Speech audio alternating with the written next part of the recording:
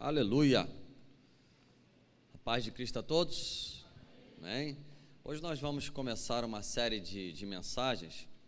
Essa série de mensagens que nós vamos começar hoje, ela é uma mensagem que é um estudo que eu tenho, né? Como eu já falei, nessa área, eu dou aula nessa área no seminário da nossa igreja, que é o curso de desenvolvimento ministerial, né? Então eu faço parte dos professores que dão aula para as pessoas que vão se tornar pastores da ADVEC, né? Eles têm que passar por esse seminário, e eu sou um dos professores dessa área, da área de bibliologia, ou seja, estudo da Bíblia. Nós vamos falar um pouco sobre isso. E também eu dou aula para o curso de capacitação ou formação de professores de escola bíblica, que também é da Assembleia de Deus Vitória em Cristo, e também dou aula nessa área aqui, na área de bibliologia. Ou seja, é uma área que eu tenho um pouquinho de domínio, não tenho todo o domínio, é claro, mas eu tenho um pouquinho, não sou mestre, mas tenho algum domínio dessa área aqui. Essa área aqui é uma área que eu já estudei bastante, né? Sendo que no curso de formação de educadores cristãos, que eu dou aula, tanto como no curso de desenvolvimento ministerial, eu não posso falar tudo, né?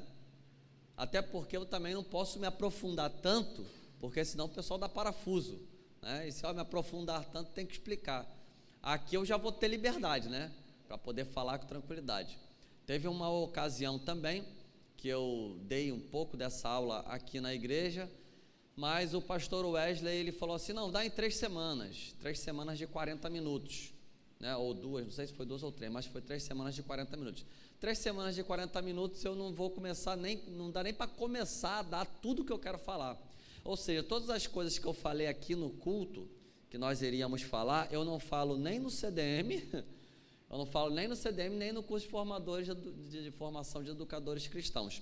Mas aqui nós vamos falar muita coisa, ou alguma coisa. Eu não vou ter pressa nenhuma. Agora, não é que eu mando, né? Não é que eu mando, mas agora eu sou o dirigente da igreja, eu tenho liberdade, não é que eu mando, tenho liberdade para fazer quantas semanas eu quiser, né? Então vai ser muito bom. Eu, se fosse você, não perdia nenhum dia. Vai ser gravado, você não precisa de apostila, não precisa de nada, não precisa gravar no teu celular, então vai ser gravado, é só você ter o aplicativo, né? É claro que se você quiser apostila também, eu vou fazer uma apostila, só que eu não vou imprimir a apostila, tá? Nem vou vender a apostila. Quem quiser uma apostila, até vou digitar uma apostila, né? Que eu já tenho alguma coisa e vou acrescentar para ficar um trabalho muito bacana. Mas só que você vai pegar num pendrive, vai levar para sua casa e vai imprimir em casa, ou você vai imprimir aí vários lugares aí imprimem através do pendrive, né? Posso mandar para o teu e-mail também, se você quiser, mas eu vou mandar a apostila futuramente. Quando acabar o curso, eu mando a apostila vai estar pronta, você pode pegar com o pendrive, ou você pode pedir no teu e-mail, ok? Então, meus irmãos, qual é o objetivo de nós conhecermos a palavra de Deus? É o nosso instrumento, né? É a nossa espada, é a espada do Espírito. Esse é o objetivo de você conhecer a palavra de Deus. Tem muita gente que não conhece a palavra de Deus, apesar de andar com a palavra de Deus. A palavra de Deus, ela não é um desodorante para você colocar debaixo do braço e ir para a igreja. Ela não vai dar cheiro nenhum debaixo das suas axilas. A palavra de Deus é para ser conhecida. É por isso que o profeta Osés, ele vai falar o seguinte: conheçamos, prossigamos em conhecer o Senhor. E a única maneira de você conhecer ao Senhor, né, ou a maneira mais objetiva de você conhecer a Deus, é através da sua palavra. Porque você pode conhecer a Deus, isso daí nós vamos ver também, através das coisas que foram criadas, né? Você vai ter algum conhecimento de Deus, mas você vai ter o conhecimento de Deus, aquilo que Deus espera que você conheça, através da sua palavra. Revelação não é doutrina, né? Experiência não é doutrina. Isso daí muita gente confunde, porque tem gente que fala assim: pastor, eu tive uma revelação, eu tive uma visão. Isso daí não é doutrina. Inclusive, o fato de você ter uma revelação e o fato de você ter uma visão e transformar isso em doutrina, aconteceu com diversas seitas heréticas que nós vemos pela sociedade. Apareceu um anjo chamado Moroni, e esse anjo, não é isso? É isso daí, apareceu um anjo chamado Moroni, e ele começou, através das suas revelações, dizer o que a igreja deveria fazer ou não. Criou-se uma seita, uma heresia. A mulher teve diversas revelações, e por causa das suas diversas revelações, a igreja dela hoje, a igreja que ela fundou hoje, ela é a mais importante do que todas as igrejas, porque ela guarda o 7º dia, e entre outras coisas que foram reveladas por anjos. Então nós não somos contra, e nós não damos descrédito às revelações. Pelo contrário, nós somos uma igreja pentecostal, mas agora as revelações que estiverem em desacordo com a palavra de Deus precisam ser jogadas no lixo. Essa é que é a verdade. E por isso que muitas seitas heresias estão aparecendo por aí, porque revelação, experiência não é doutrina. Doutrina é Bíblia, doutrina é palavra de Deus, né? E por isso, gente, que tem muita gente que fala assim: não, Deus é dessa forma, Deus age desse jeito, porque comigo aconteceu dessa forma. Tudo bem, com você aconteceu dessa forma, pode ser algo peculiar e particular de Deus para a tua vida, mas não significa que vai acontecer com a vida de todo mundo. E nem sempre a tua experiência que você acha que foi Deus, realmente é Deus. Às vezes não é Deus, às vezes é a tua inteligência, às vezes é o teu raciocínio, né? Às vezes é alguém que te ajudou, às vezes pode ser tanta coisa que pode ter acontecido, mas de repente não foi Deus, mas Deus permitiu que acontecesse daquela forma, para que você pudesse se livrar de alguma ocasião, e aí de repente a gente pega aquilo dali como doutrina. Mas doutrina é o que? É a poderosa palavra de Deus. Se você não conhece a palavra de Deus, você vai cair em erros como muitas pessoas caíram, erros que eu já falei agora, e outros, né, que caiu até em desuso, ficou fora de moda. Por exemplo, quem nunca ouviu: está escrito na Bíblia, de 1000 passará, mas de 2000 não chegará. Até falou ali, não chegará. Só que caiu em desuso, pastor Alexandre. Por quê? Já passou de 2000. Então, pelo fato de ter passado de 2000, essa grande revelação da palavra de Deus, que dizem que estava na Bíblia, né, caiu em desuso, em total desuso. Outra coisa, você vai cair num problema seríssimo, porque quando eu fazia seminário, eu tinha 17 anos de idade, quando eu comecei a fazer seminário. Eu fiz o básico de teologia, comecei a fazer o básico de teologia aos 17 anos, depois, é claro, eu fiz o bacharel em teologia, depois do bacharel em teologia, eu fiz como é que é aquela que reconhece pelo MEC? Convalidação. Eu fiz a convalidação depois. Então, teologia eu estudei um monte, né? Sobre teologia eu já estudei um bocado de coisa. Então, meus irmãos, quando eu comecei, aos 17 anos, na Assembleia de Deus de Guadalupe, muita gente falava assim para mim: cuidado, hein? Cuidado com o seminário, porque a letra mata, mas o Espírito vivifica. Ou seja, pegaram um versículo da palavra de Deus, que diz que a letra mata, mas o Espírito vivifica, totalmente fora do contexto. Ou seja, não conhecia a palavra de Deus. O que significa a letra mata, mas o Espírito vivifica? O apóstolo Paulo estava falando que nós não devemos basear a nossa fé cristã pela letra da lei, mas agora pela graça, né? Pela graça, que é a lei do Espírito, nós recebemos a vivificação. Ou seja, a letra mata está dizendo o quê? A lei, o Antigo Testamento.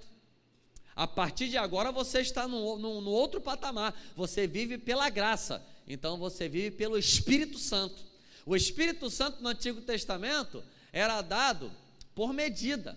Eles recebiam o Espírito Santo. Por exemplo, Saul, ele profetizou quando recebeu o Espírito Santo, mas depois ele não profetizou nunca mais, porque era dada por medida, era dada por uma certa medida de tempo. Para algumas ocasiões era dado o Espírito Santo naquele momento. porém o Espírito Santo se retirava da pessoa. Hoje não, hoje nós vivemos o que diz Joel capítulo 2, é o derramamento do Espírito Santo sobre toda a carne. Então nós não vivemos mais no tempo da lei, é isso que está dizendo, porque a lei, a letra mata, mas o Espírito, que é o tempo que nós vivemos da graça agora, vivifica. É o que? Falta de conhecimento da palavra de Deus. Você entender que o texto fora do contexto, ele te causa problemas muito, muito graves. Você tem que ter claramente o texto dentro do seu contexto. O que é o contexto? É o que vem depois? Não, o contexto é o que vem depois, é o que vem antes e é o que vem em todo o livro, né? Dependendo da referência de contexto, ele pode ser todo o livro. Então, o texto fora de contexto é um lugar muito aprazível para que você gere uma heresia, né? Um problema sério dentro da igreja. Meus irmãos, e quando nós falamos de texto fora de contexto, nós temos que entender o quê? O contexto histórico também. O que acontecia naquela ocasião? O que está escrito em cima, o que está escrito embaixo? Para que vocês tenham uma ideia, nessa semana, a Tatiana estava lá comigo, nós tivemos um churrasco na casa da amiga da Tatiana, aquelas amigas de infância da Igreja Batista lá de Guadalupe, e foram se reuniram para poder se confraternizar, e naquela confraternização, né, teve um marido de uma menina, que começou a conversar comigo sobre algumas coisas e tal, era até o dono da casa, né, ele começando a conversar comigo sobre algumas coisas, né, e aí entrou no assunto de igreja, e quando entrou no assunto de igreja, claro, entrou no assunto de igreja, tem assunto de Bíblia, meu irmão, e aí aquele camarada, ele começou a falar uma graça, sem graça comigo, né, começou a pregar sobre uma graça sem graça, aquela graça que você não precisa fazer esforço nenhum, inclusive falando que era o seguinte, não, o cara pode ser homossexual, não tem problema nenhum, ele vive maritalmente com outro homem, mas ele aceitou Jesus, é pela fé, é pela graça, e está tudo certo, a pessoa de repente está pecando, mas ela não consegue largar o pecado, mas ela está junto com Jesus, eu falei, essa graça é uma graça sem graça, né, e comecei a vir com a palavra de Deus dele, pau, e pau, e pau, e ele começou a ficar todo desnorteado, daqui a pouco ele chegou, e começou a falar comigo o seguinte, mas você sabe que contexto estava dizendo isso? Porque quando a pessoa perde a argumentação, o que ela quer fazer contigo? Ela quer mostrar que ela está num outro nível, e você está num nível muito abaixo. É claro, ele não fazia ideia que eu era pastor, né? Isso daí eu conheci ele naquele dia, e ele não fazia ideia que eu era pastor, né? E ele começou a falar, sabe que contexto, sabe o que ele queria dizer? Rapaz, você tem que entender uma coisa, eu sei que de repente você não faz ideia, mas você tem que entender o contexto histórico da coisa. Você sabe o contexto histórico disso? Você sabe o que o apóstolo Paulo estava passando, o que a igreja estava passando? Eu olhei para a cadeira e falei assim, sei. Você já viu no grego o que está escrito? Você conhece o grego? Eu falei assim, conheço, sei. Aí ele chegou e falou assim, por que assim? Eu cheguei e falei, tá bom. E aí começou a falar bobagem, eu falei assim, não, peraí, está dizendo assim, assim, assim, assado, o contexto histórico é esse, no grego diz assim, e aí ele começou a perceber o seguinte, peraí, esse camarada sabe alguma coisa, mas sabe qual é o problema?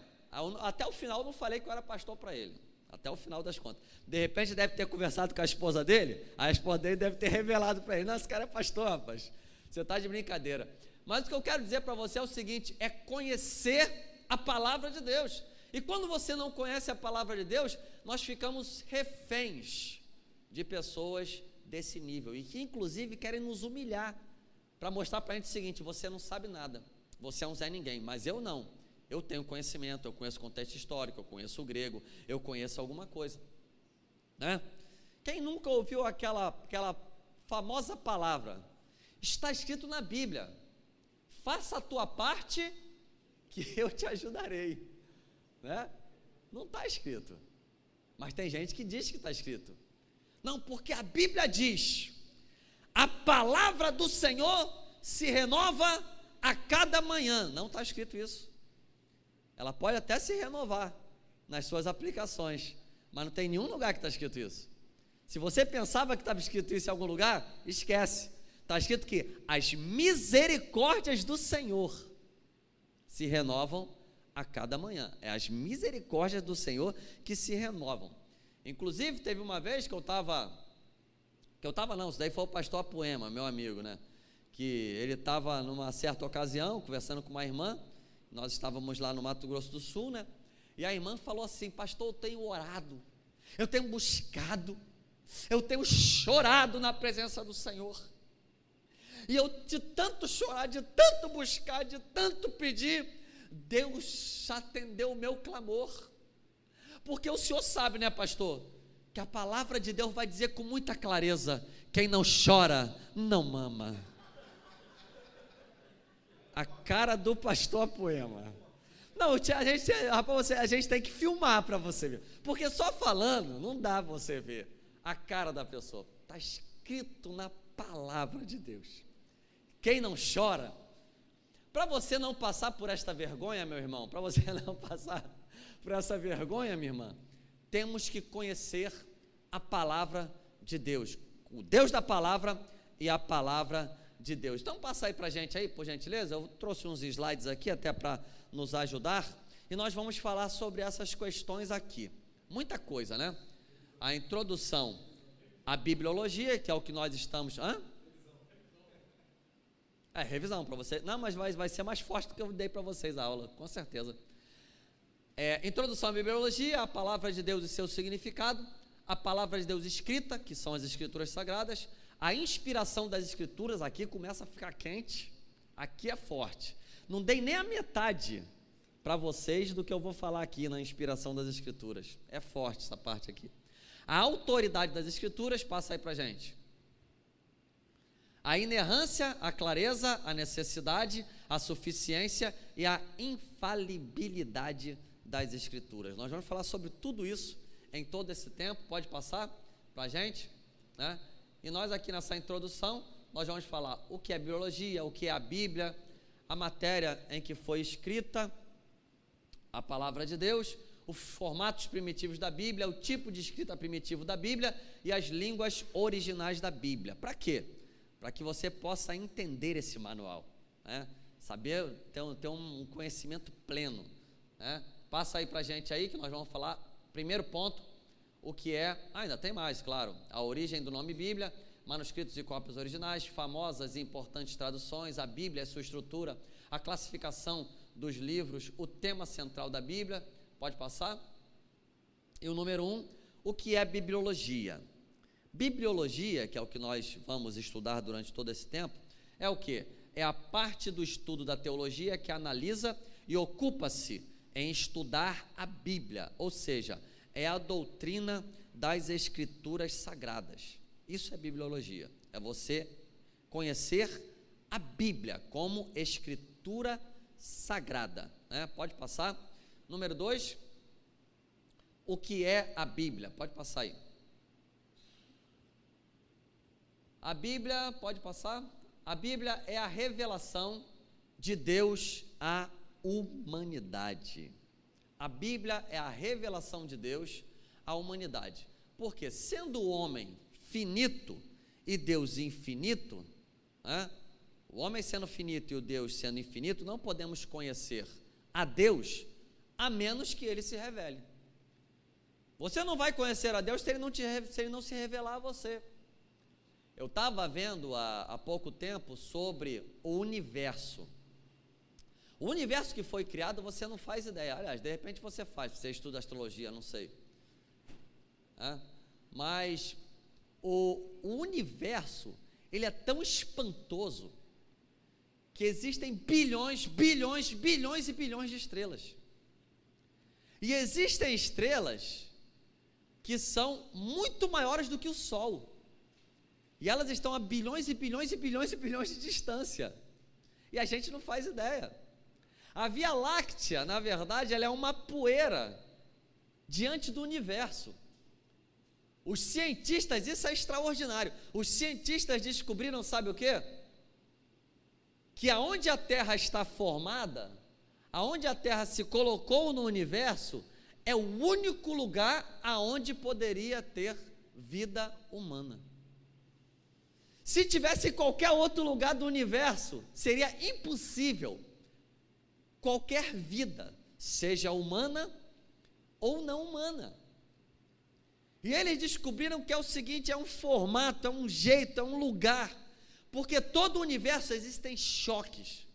Existe um planeta, existe uma estrela engolindo a outra, queimando a outra, destruindo a outra. Mas no lugar onde a gente está, pasmem os senhores e as senhoras, passam estrelas, passam cometas, pode passar tudo destruindo, mas passa ao redor, mas aonde está a terra, não passa nada.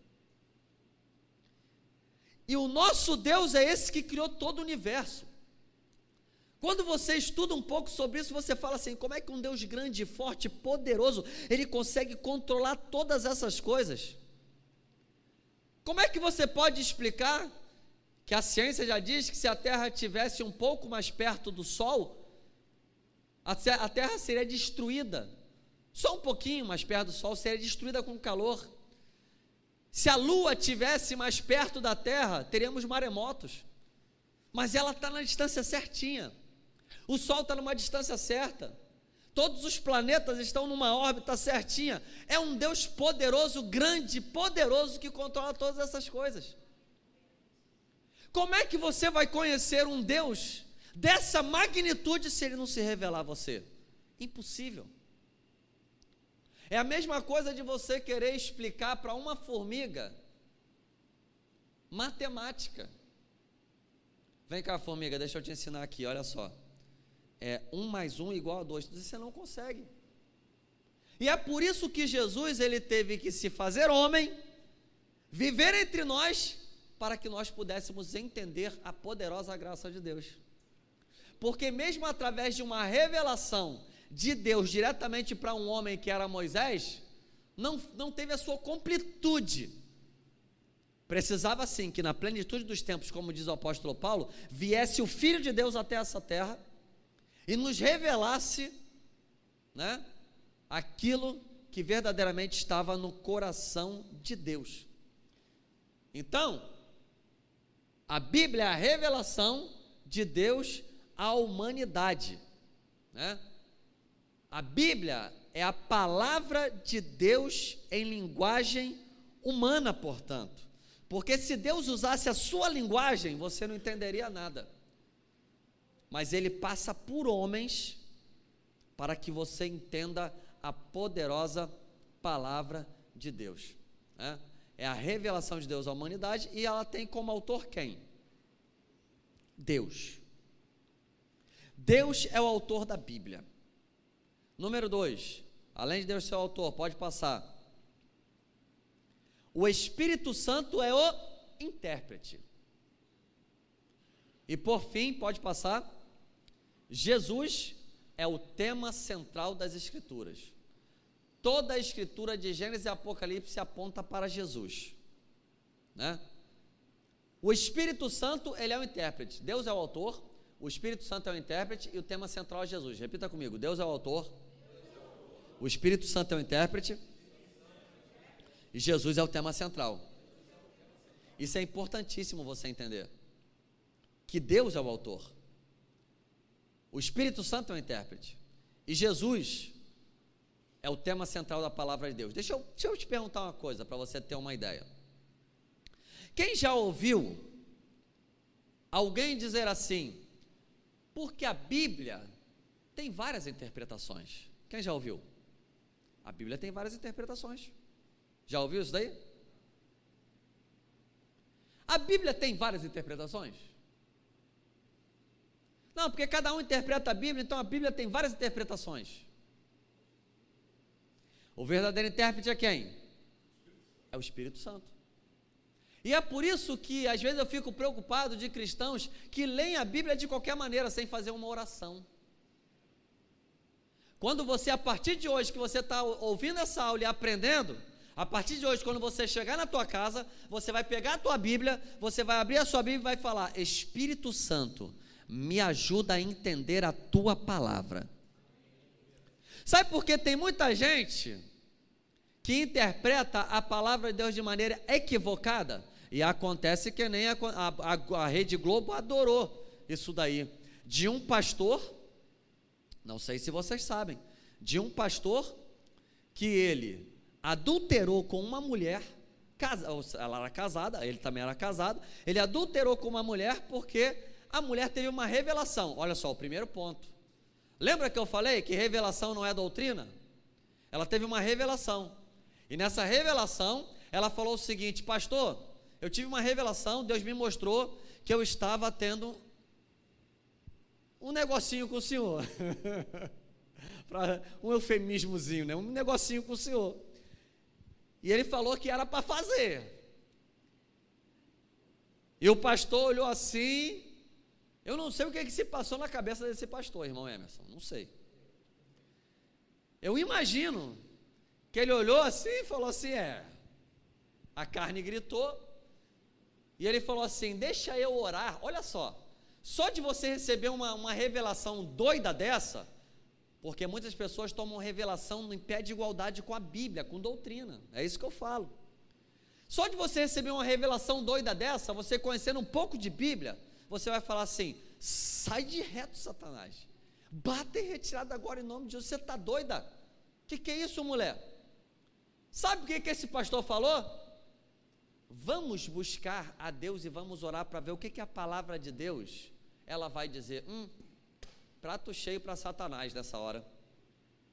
O diabo é tão astuto que ele levou no texto, né, do profeta Oséias, dizendo o seguinte: vai, pega a sua mulher, pega esta mulher, adúltera. E ele interpretou da seguinte forma: pega essa mulher e adultera. Olha só, de adúltera para adultera. E ele falou assim: pronto, Jesus me liberou para o adultério. E foi lá e pum. O que aconteceu? Toda a cidade ficou empavorosa. Teve um problema sério na cidade, né? E a Rede Globo foi lá. E foi o repórter lá. Me mostra aí na Bíblia onde é que está escrito isso. Aí ele chegou e olhou assim: está aqui, Deus me falou, me mostrou na palavra, está aqui, amparo na palavra. Aí o repórter chegou: vem cá, mas está faltando um acento, não está faltando acento aqui? Não é adultera, a mulher é adúltera. Aí ele chegou: veja o vídeo na sua casa que você vai ver melhor, pode ver, vai lá no YouTube. E ele chega e olha assim para o texto e fala assim: não é que você tem razão, meu irmão, mas depois que a mulher, meu Deus do céu, depois que já descobriu, já destruiu o casamento, já destruiu tudo, já era. Então, meu irmão, o intérprete é quem? O Espírito. Não existe várias interpretações da Bíblia. Sabe por que as pessoas falam que existe várias interpretações da Bíblia? Porque fala o seguinte: não, mas eu já ouvi o pastor pregando no Salmo de número 23, o Senhor é meu pastor e nada me faltará, e eu já vi ele falando que isso daqui tem a ver com família. Eu já vi o pastor também falando que isso daqui tem a ver com o meu emprego. Eu já vi o pastor falando também que isso daqui tem a ver, e cada pastor dá uma interpretação. Um interpreta que Deus abençoa, é teu pastor no teu emprego. Outro interpreta que o Senhor é teu pastor nas suas finanças. Outro interpreta que... Não. Esse é o grande problema. A diferença entre interpretação e aplicação. A palavra de Deus, ela se aplica em várias áreas da tua vida. A palavra de Deus, ela vai se aplicar no teu casamento. A palavra de Deus vai se aplicar nos teus negócios. A palavra de Deus vai se aplicar nas tuas finanças. A palavra de Deus vai se aplicar em todas as áreas da sua vida. Ela pode se aplicar. Você pode trazer um ensinamento e uma aplicação para várias áreas da sua vida, mas não é uma nova interpretação da palavra de Deus. Quando a palavra de Deus diz em João capítulo 3, verso 16, porque Deus amou o mundo de tal maneira que deu seu Filho unigênito, para que todo aquele que nele crê não pereça, mas tenha vida eterna. A palavra de Deus está querendo dizer exatamente o que você está ouvindo. Aí eu posso realmente fazer uma mensagem que leve para o lado das tuas finanças, que leve para o lado da tua família, que vai abençoar uma causa tua, de repente uma revelação que Deus me deu no texto, e eu vou aplicar para alguma área da tua vida.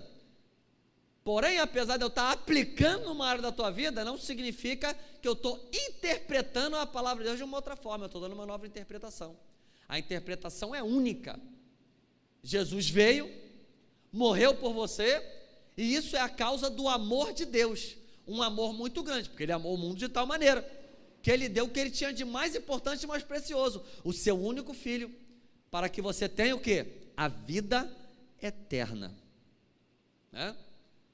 A Bíblia, meu irmão, é Deus falando ao homem. A Bíblia é Deus falando através do homem.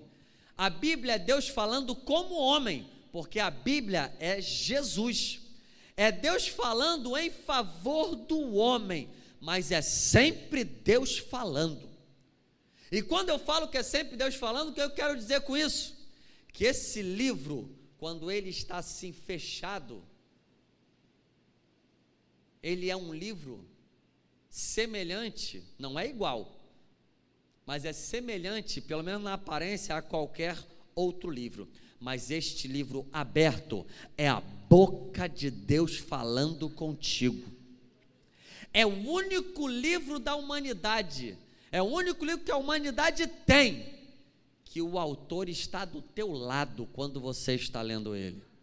Você pode ler qualquer tipo de literatura, o autor está bem longe, você não faz nem ideia de quem ele seja, você não faz nem ideia de como é a vida dele, se a vida dele condiz com aquilo que ele escreveu, mas quando você lê a palavra de Deus, o Senhor se manifesta a você, Ele está do teu lado, Ele está te abençoando, Ele está te enchendo, Ele está te renovando, Ele está iluminando o teu caminho, Ele está iluminando a tua mente, Ele está blindando o teu coração contra o diabo, Ele está fazendo maravilhas na tua vida, porque Ele está tocando na tua alma.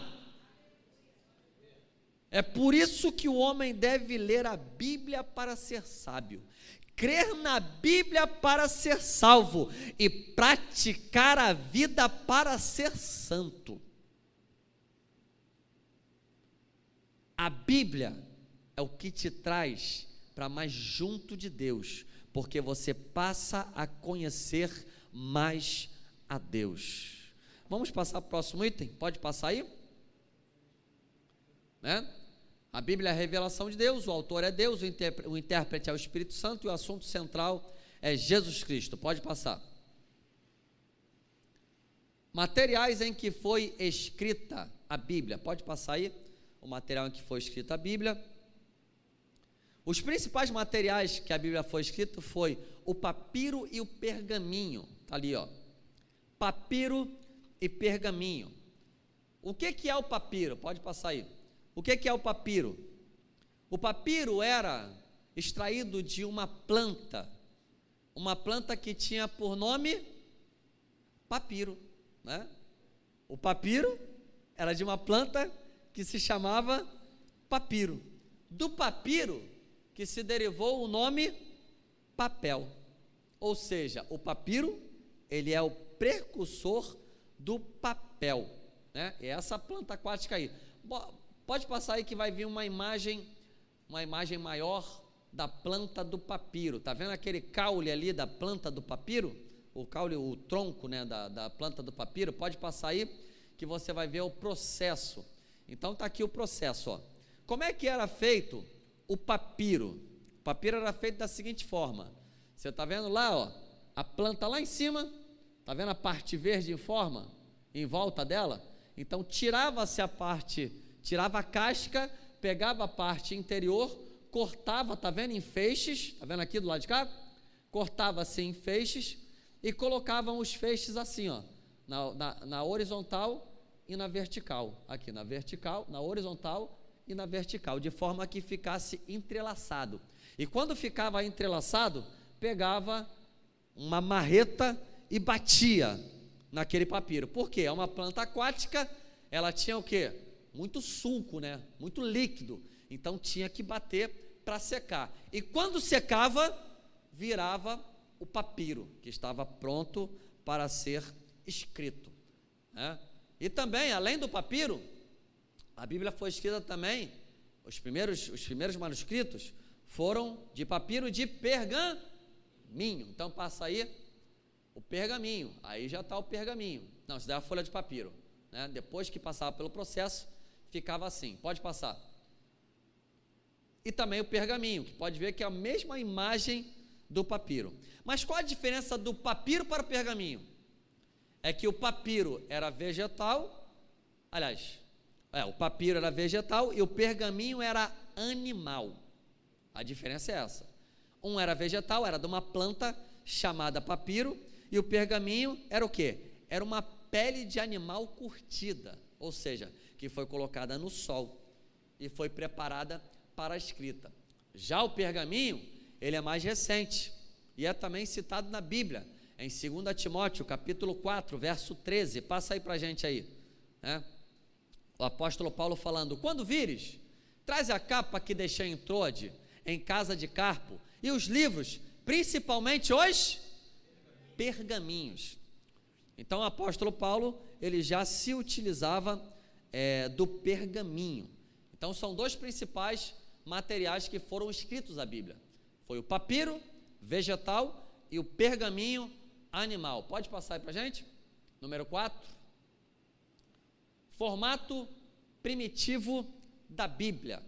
Pode passar aí. O formato primitivo da Bíblia, a Bíblia foi escrita em rolos e códices, ou mais conhecido pelos teólogos, codex, né? São os rolos e os códex, ou códices, né? Esses foram os formatos antigos. O rolo era o quê? Era um rolo, né, de fato, feito de pergaminho ou papiro. Viram os materiais que foram escritos? Pergaminho ou papiro? O rolo era feito de um dos dois materiais. Vocês já viram que as pessoas pegam, principalmente aqueles filmes gregos, que as pessoas pegam dois pedaços de madeira e abrem assim, para ler o que está dentro? Isso daí eram os rolos. Passa aí para a gente aí, para o pessoal ver. Era isso daí, ó.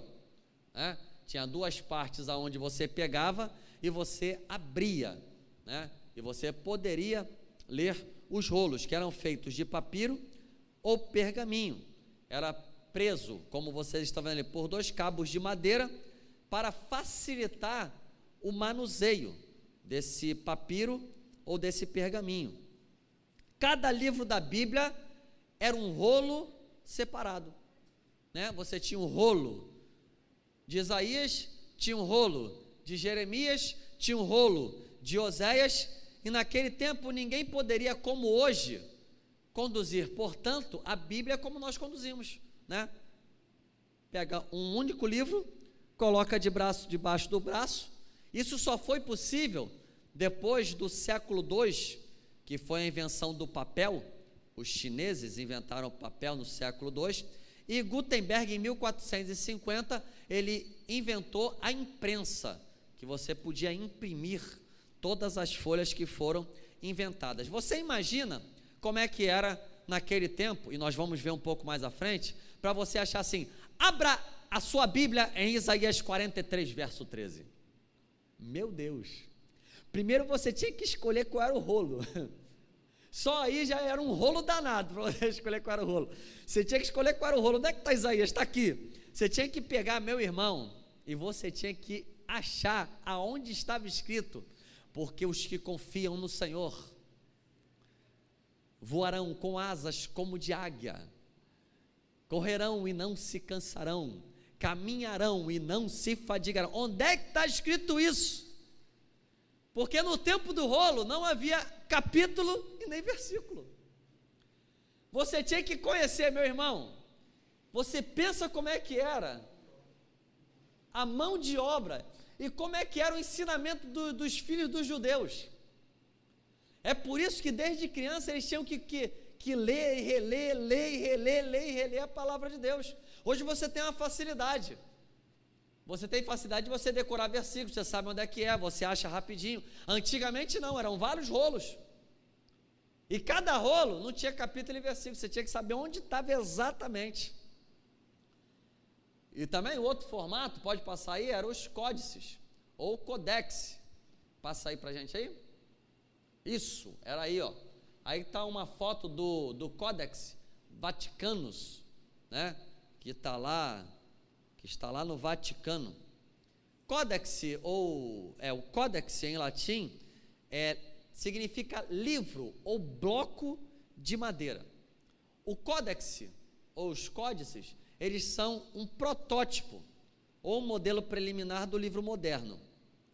Eles eram compostos por folhas de pergaminho, com páginas escritas, como você vê aqui na sua Bíblia hoje, de um lado e de outro, e protegido por uma capa de madeira. Lembra-se que códice ou codex significa o quê? Livro ou bloco de madeira. Por isso o nome códice ou codex. As folhas eram de pergaminho, porém a capa, ela era de madeira. Antigamente era rolo, né? Então enrolava, era escrito de um lado só, e você abria o rolo para ler. A partir de agora, da invenção do códice ou dos codex, você já conseguia imprimir, escrever de um lado e escrever do outro, de forma que você já não precisava mais de duas madeiras para abrir, mas você podia fazer exatamente como nós fazemos no livro de hoje, só que o livro era muito maior, né, irmão? Não era essa folhinha, que nem fininha, que nem Gutenberg ele criou, ele inventou através do papel, da invenção dos chineses, como nós falamos. Então, nosso vocábulo livro, ele vem de uma palavra latina chamada liber, que significou primeiramente casca de árvore, e depois livro, como hoje nós estamos vendo, né? Pode passar aí para a gente? Número 5, pode passar. O tipo de escrita primitiva da Bíblia, pode passar aí. São manuscritos unciais e cursivos. O que é manuscritos unciais e cursivos? Passa aí para a gente. Nada mais é do que letra maiúscula e letra minúscula, né? Uncial e cursivo. Cursivo até hoje, quando você fala assim, assine com letra cursiva, significa o quê? É para você assinar não com letra de forma, mas com letra minúscula, maiúscula e minúscula. Então, o grego, que é um que você vai ver, que a Bíblia foi escrita nas línguas originais da Bíblia, nós vamos ver depois disso daí, foi escrito em letras maiúsculas, alguns manuscritos, e alguns manuscritos com letras minúsculas. Pode passar para a gente aí. E quais são as línguas originais da Bíblia? Pode passar. Já falamos que foi maiúscula e minúscula, que é uncial e cursiva, mas agora, as línguas originais que a Bíblia foi escrita foi hebraico, grego e aramaico. Veja que aramaico está em vermelho ali, exatamente para te chamar a atenção, né? O Antigo Testamento, ele foi escrito em hebraico. O Novo Testamento foi escrito em grego. Antigo Testamento no hebraico e Novo Testamento escrito em grego. O grego nas suas escritas unciais, maiúsculas, ou cursivas, letras minúsculas. Agora, por que entra também o aramaico? Inclusive, uma curiosidade. Você sabe em que língua Jesus falava e seus apóstolos falavam?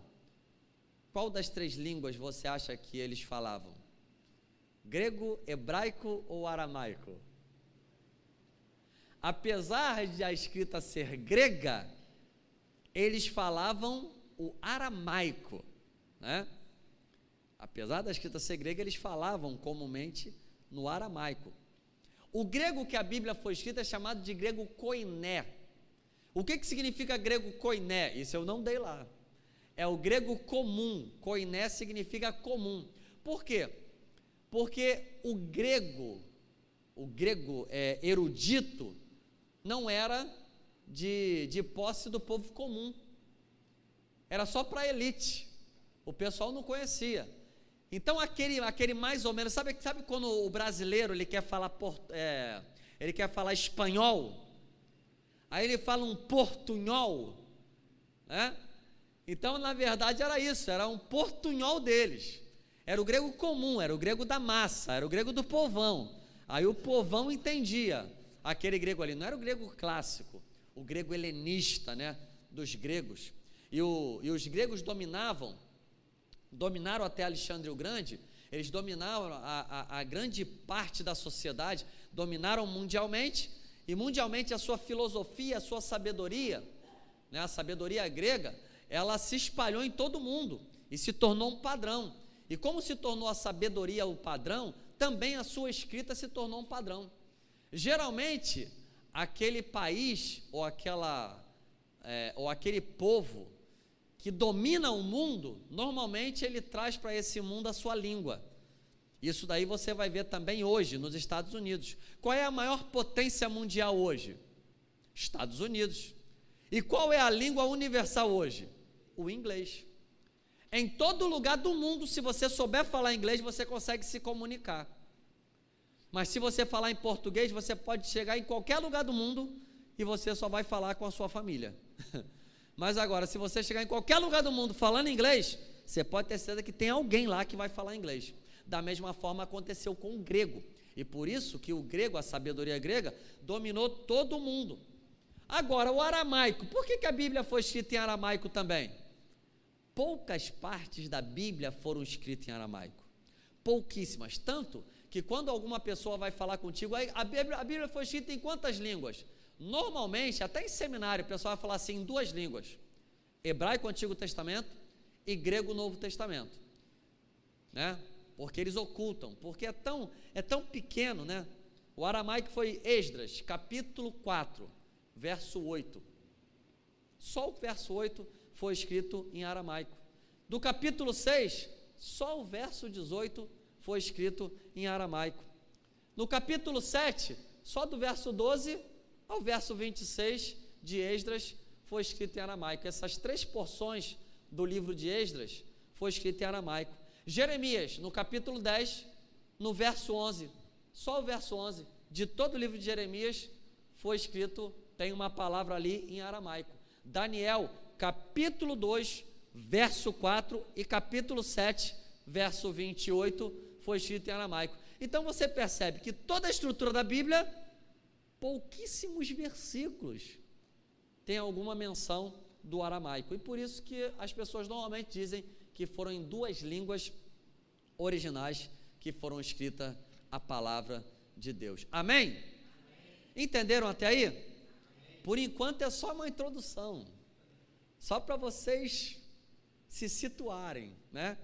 Mas vai no aplicativo, vai estar lá no aplicativo essa aula, e depois nós vamos dar mais aulas. Mas entendam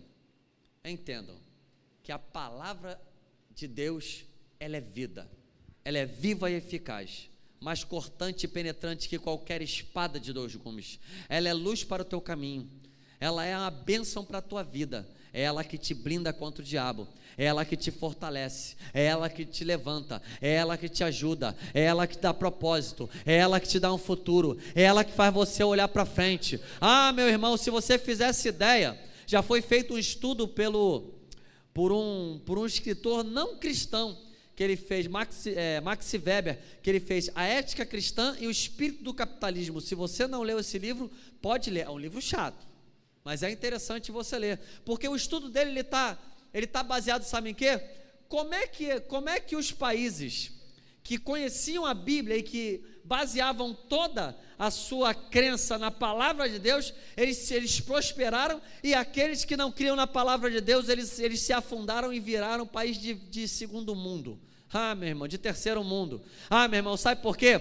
Porque a palavra é viva e eficaz. A palavra, ela te prospera, ela te abençoa. É por isso que a palavra de Deus vai dizer o seguinte: bem-aventurado o varão que não anda segundo o conselho dos ímpios, nem se detém no caminho dos pecadores, nem se assenta na roda dos escarnecedores, antes tem o seu prazer na lei do Senhor, e na sua lei medita de dia e de noite, pois será como árvore plantada junto a ribeiro de águas, cujas folhas não caem, e dá seu fruto na estação certa, e tudo o que fizer prosperará. Conheça a palavra de Deus e vai prosperar o teu caminho, vai prosperar a tua vida, vai prosperar a tua vida espiritual, a tua vida financeira, a tua vida emocional, em todas as áreas. A palavra de Deus vai fazer toda a diferença na tua vida. Quem crê nessa palavra diz glória a Deus. Você pode dar uma salva de palmas para a palavra de Deus? Fica de pé e vamos orar.